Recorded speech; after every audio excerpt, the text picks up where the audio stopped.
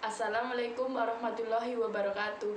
Perkenalkan, nama saya Fiona Lilianti dari Prodi Pendidikan IPS UNY. Di sini saya akan menjelaskan tentang biografi tokoh PPKI dan kontribusinya dalam perumusan Pancasila pada sidang BPUPKI dan PPKI.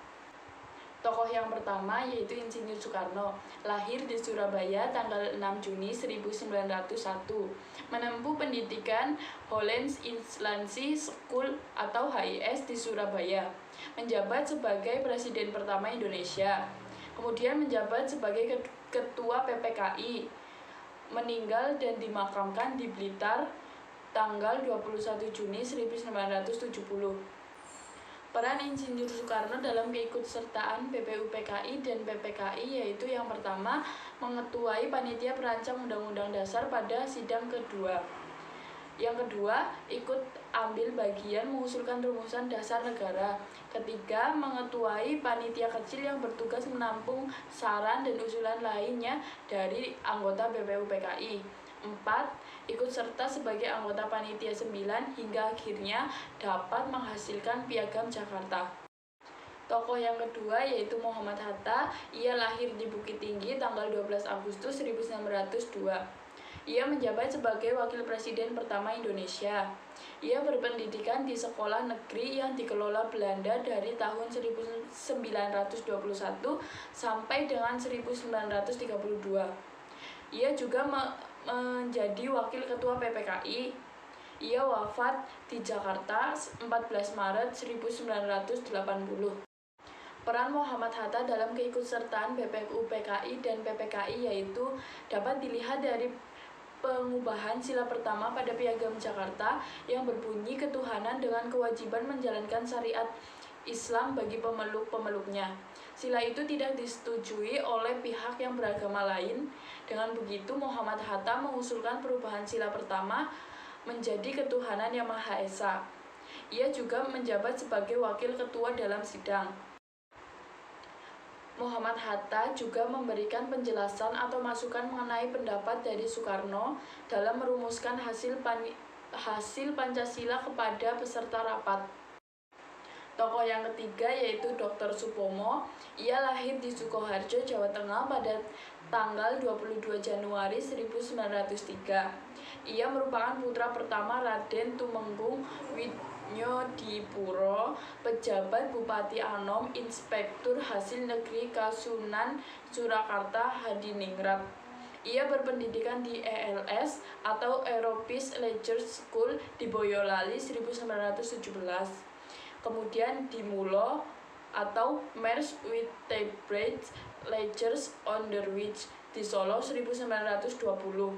Kemudian di Batavia's Rijks School di Batavia 1923. Kemudian melanjutkan di Rijksuniversiteit Leiden di Belanda. Ia juga menjabat sebagai pegawai negeri pemerintahan kolonial Hindia Belanda. Ia meninggal di Jakarta pada tanggal 12 September 1938. Peran Dr. Supomo dalam keikutsertaan BPUPKI dan PPKI yaitu pertama, menjadi anggota yang aktif dalam organisasi BPUPKI dan PPKI. Kedua, ikut serta dalam mengusulkan dasar negara yang berbunyi persatuan, kekeluargaan, keseimbangan lahir dan batin, musyawarah, dan keadilan rakyat. Ketiga, menjabat sebagai ketua dalam panitia kecil perancang Undang-Undang Dasar. Keempat, ikut serta ambil bagian menjadi anggota panitia penghalus bahasa. Tokoh yang keempat yaitu Rajiman Weddiodiningrat. Ia lahir di Yogyakarta pada 21 April 1879. Ia menjabat sebagai ketua BPUPKI. Dianugerahi gelar pahlawan nasional pada tahun 2013 oleh Presiden RI yang ke-6 Susilo Bambang Yudhoyono. Ia mendapat gelar dokter dan mendapat gelar Master of Art pada usia 21 tahun. Salah satu pendiri organisasi Budi Utomo dan sempat menjadi ketuanya pada tahun 1911 sampai 1915. Ia berpendidikan di Universitas Amsterdam pada tahun 1910. lalu melanjutkan di School Tooth of Blending Van Indice Artsen pada 1903 sampai 1904. Ia wafat di Ngawi pada tanggal 20 September 1932. Peran Rajiman Wedyudiningrat dalam keikutsertaan BPUPKI dan PPKI yaitu yang pertama, menjabat sebagai Ketua Badan Penyelidik Usaha-Usaha Persiapan Kemerdekaan Indonesia atau BPUPKI. Kedua, ikut serta dalam menyiapkan ketatanegaraan Indonesia dengan menjadi anggota Panitia Persiapan Kemerdekaan Indonesia atau PPKI. Ketiga, menjadi seorang dokter dan tokoh pergerakan.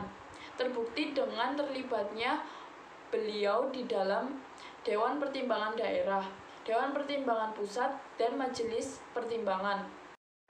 Tokoh yang terakhir yaitu Ahmad Subarjo.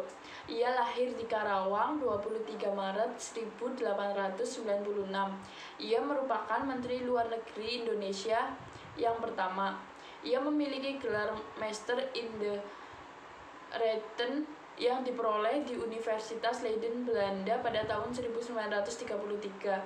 Ia berpendidikan di Hoger Burger School, Jakarta 1917, lalu di Universitas Leiden, Belanda pada tahun 1933. Ia meninggal di Jakarta pada tanggal 15 Desember 1978. Peran Ahmad Subarjo dalam keikutsertaan BPUPKI dan PPKI yaitu yang pertama, ia mengusulkan kalimat untuk menyusun teks proklamasi, yaitu pada kalimat pertama yang berbunyi, "Kami bangsa Indonesia dengan ini menyatakan kemerdekaan Indonesia." Yang kedua, sebagai anggota Panitia 9 yang berhasil merumuskan Piagam Jakarta dan juga sebagai anggota PPKI, Ahmad Subarjo berhasil menyelesaikan pendapat antara golongan muda dan golongan tua pada peristiwa Rengas Dengklok.